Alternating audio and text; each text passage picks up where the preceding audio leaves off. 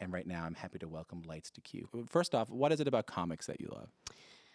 I think from the beginning, when I first got into comics, I was pulled in by the art. Yeah. I loved how much you could convey, whether it was comedy or love or raw emotion with just a few simple lines. It's not complex. So, like, what were you art. reading?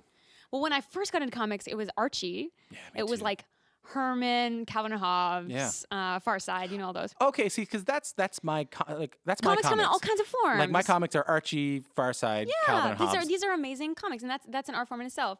And then as time progressed, I got into space adventures, Magnus Robot Fighter, a lot more sci-fi stuff, and that influenced my aesthetic early on. 10 years ago, I was doing little ray guns and all that stuff. That was all influenced by that.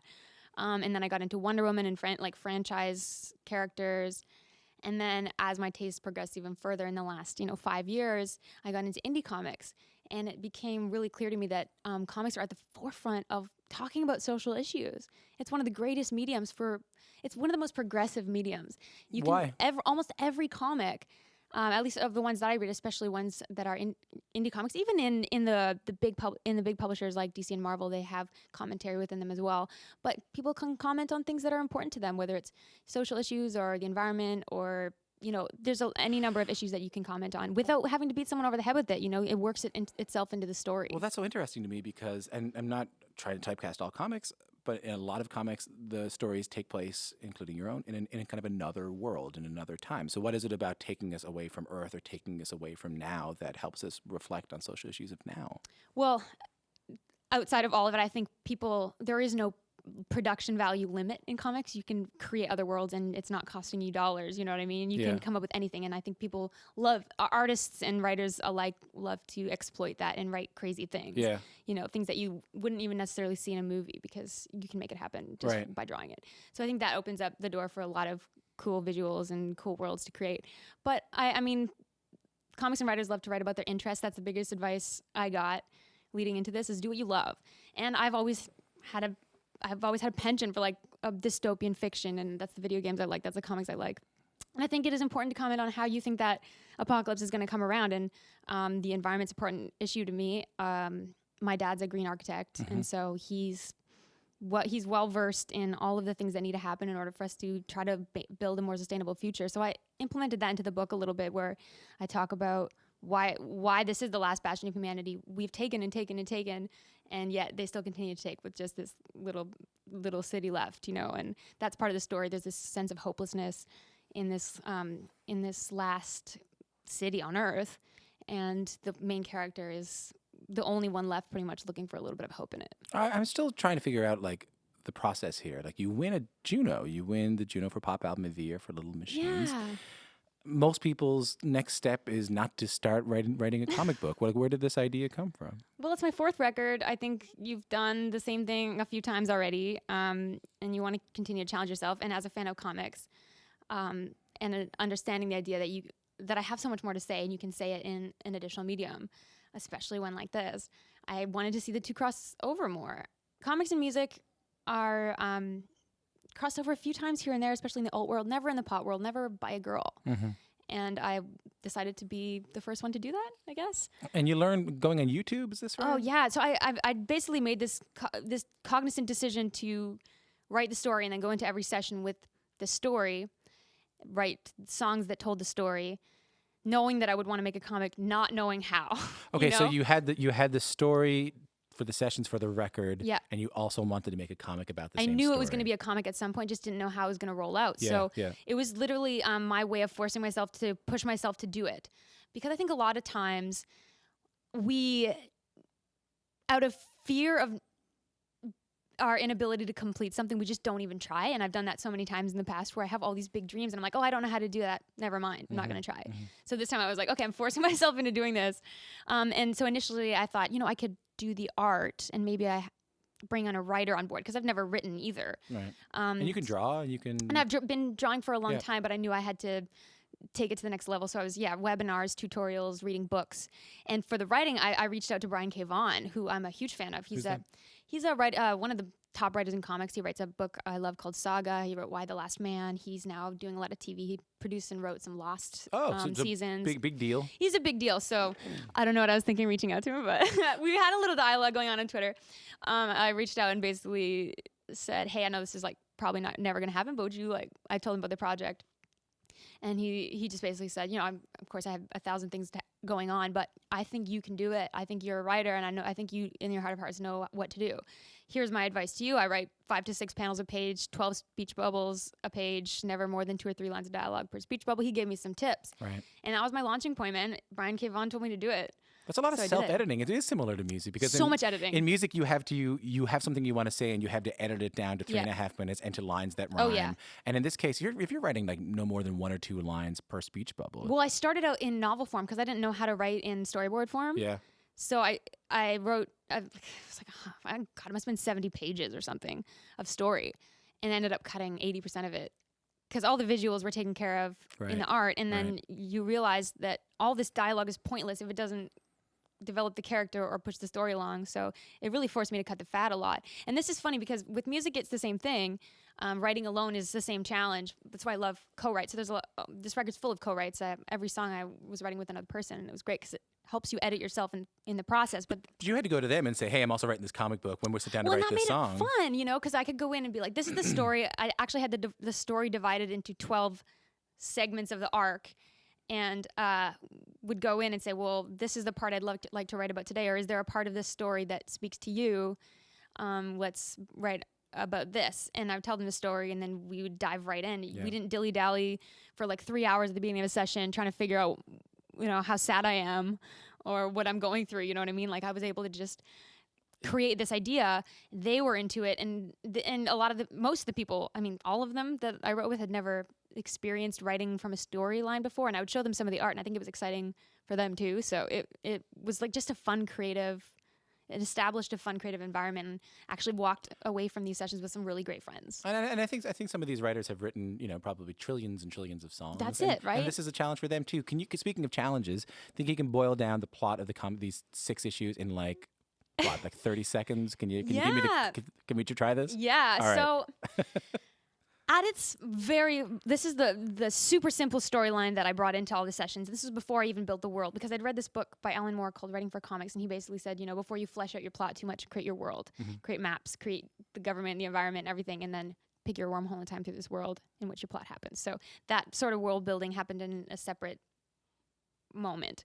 But the base idea is a young woman living in this last bastion of humanity where hope is very limited, who gets her heart broken. That's her last bit of hope stolen from her, and she sinks into this deep depression where she meets a friend, a spirit, we can't tell, and she becomes her darkest friend and her greatest love, and they become very close, and then she starts convincing her to do things she maybe shouldn't do, and then she convinces her to come with her to another plane.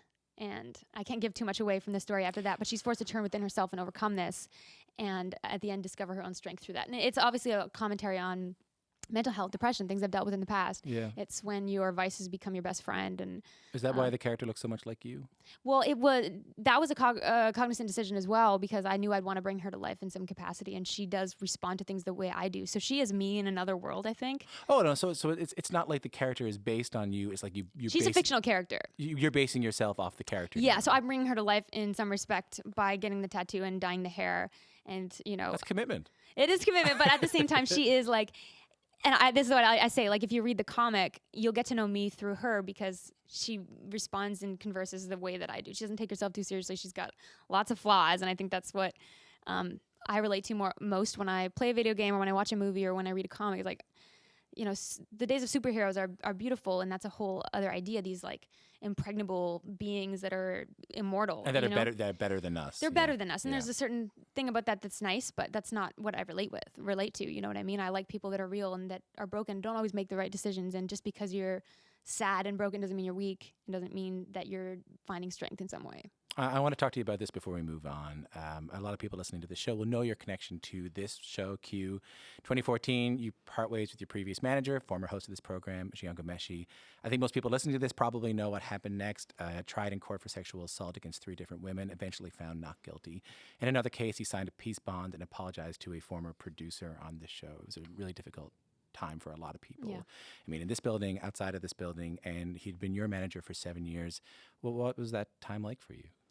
Well, I didn't have much to do with the whole situation. Yeah. I mean, he was my manager for 10 years. I learned a lot about the industry from him. But I didn't know him on a super personal level. Really? Yeah, well, we weren't best friends, but I learned a lot from him in the industry. And so the whole thing came as a big surprise and was consequently dragged through this whole situation that was unfortunate for everyone involved. So how did you get through it? You just got to lean on the people you love, What do you mean? There are certain people you trust in the world and that and, whether it's family or the people that I'm so close with. Ashley, who's my manager now, one of my managers now. Incredible person. She's been with me from the beginning. Mm-hmm. Her and I started working together when we were 19. So, and he introduced us actually.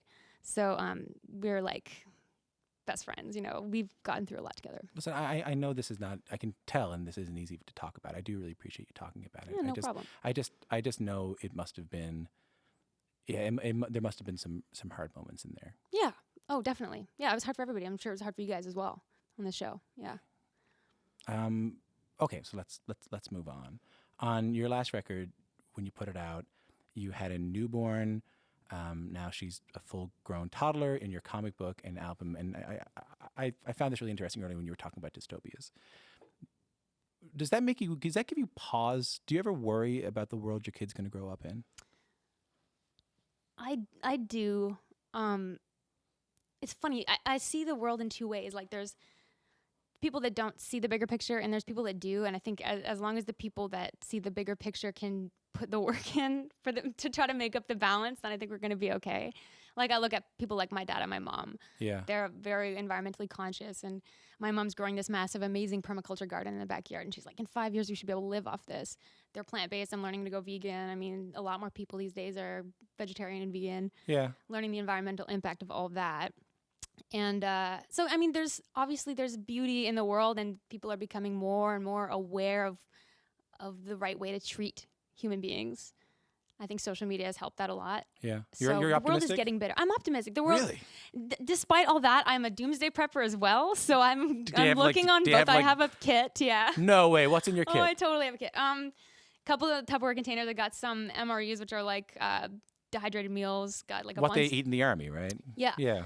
Got a Bunsen burner. Got water filtration system. Got actually drop sheets and masking tape in case there's like nuclear fallout. There's masks. There's dried lentils. Why? Just in case. In case of what? Nuclear fallout, economic collapse. Do you think it's that? Electromagnetic pulse. There's 1,000 ways it could all happen. Do you think it's that likely that it's worth prepping for? I don't know, but I don't want to be not ready. I hate to ask this, but I would ask this to anyone. Like, did you have this before you had a child? Did that change I did things? actually. Yeah, it was a passion of mine always. I think it's just kind of an interest. But now that I have my kid, I think I actually have more hope. Mm-hmm. Do you ever dig down and wonder why you're so fascinated by dystopia? I know exactly why. By an end of an Earth? I actually know why. Because, and this is so selfish and bad, but it takes the pressure off feeling like I have to be perfect all the time because it doesn't really matter at the end of the day. I don't know what you mean. So, you deliberate and agonize over making great music and great art and making sure that you're doing things you think people will love and you're not making a fool of yourself and you're not doing this. But in the big picture, that's a drop in the bucket. It's a pale blue dot. It's a drop in, and so it actually makes me feel like this is just art and this is just survival and this is just life and trying to find your happy moments. It isn't that great pressure that we think it is. And so it relieves the pressure a little bit when you realize that it's not the end of the world. Because there might be an end of the world. It's not. You gotta be happy and take the pressure off yourself because it's just a drop in the bucket, man. I've never thought of the apocalypse as an avenue for hope. You know what? There's hope in everything. That's the whole point of this comic. You can find hope anywhere. Like a glimmer in the rubble. A glimmer in the goddamn rubble. Exactly. Thanks for coming and talking. Of course. I really enjoyed this. I did too.